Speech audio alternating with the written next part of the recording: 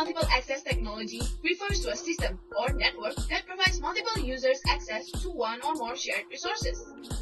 Wireless communications are widely deployed to provide various types of communications between 2 points. The amount of bandwidth is limited and has to be shared by multiple users. In the communication fields, there are 4 types of channel access methods.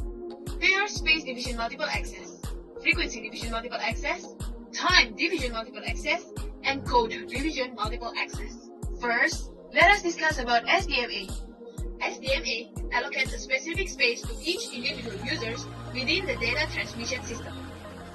The system then uses the same set of frequencies over a distance. SDMA can be found in satellites. Satellites transmit data to various receiving stations. Between these spaces, they can reuse the same set of frequencies. Moving on to FDMA. FDMA assigns a different frequency for each user, so they divide bandwidth into several frequencies and allocate it to each user. Users share the same frequency channel, but each of them receives and transmits a radio signal at a unique frequency.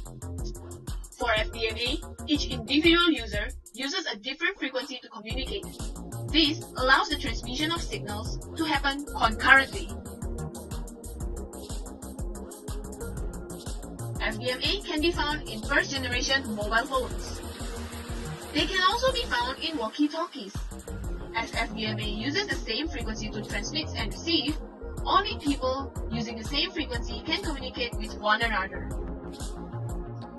Now, let's move on to TDMA.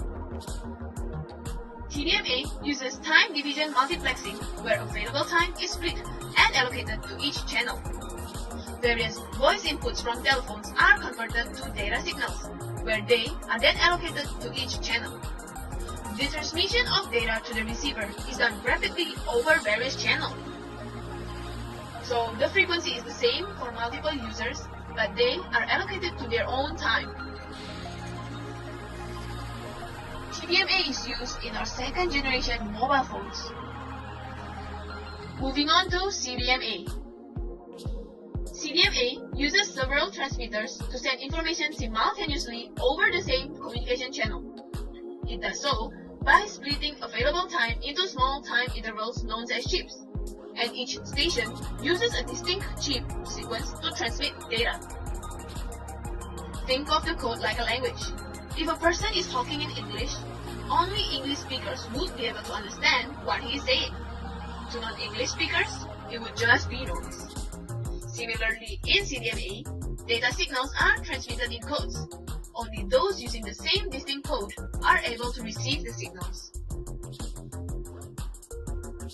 CDMA is used in 3G phones. Now, let us see the overall comparison. SDMA is mostly used for satellite communications, whereas FDMA, TDMA, and CDMA are used in mobile networks. So now, we are going to compare the advantages and disadvantages of these three. FDMA allows data streams to be transmitted continuously without the need for synchronization or time control. TDMA is effective in transmitting both visual and sound. It does not experience interference as each channel is allocated a different time slot. Transmission only occurs during its slots, saving the battery life. CDMA is able to support a large number of subscribers due to its wide channel bandwidth. Now let's look at the disadvantages. The channel in FDMA only supports one call at a time. It cannot be shared, causing wastage of resources. In TDMA, time allocation problem may occur, as subscribers may not be allocated a time slot if all are used up. CDMA have distance as its limiting factor, as transmissions from far away are indecipherable. So that's the brief overview about the 4 wireless access technology. Currently, we are using many adaptations and combinations of them. Guess now you have a clearer idea about wireless multiple access technology. Goodbye!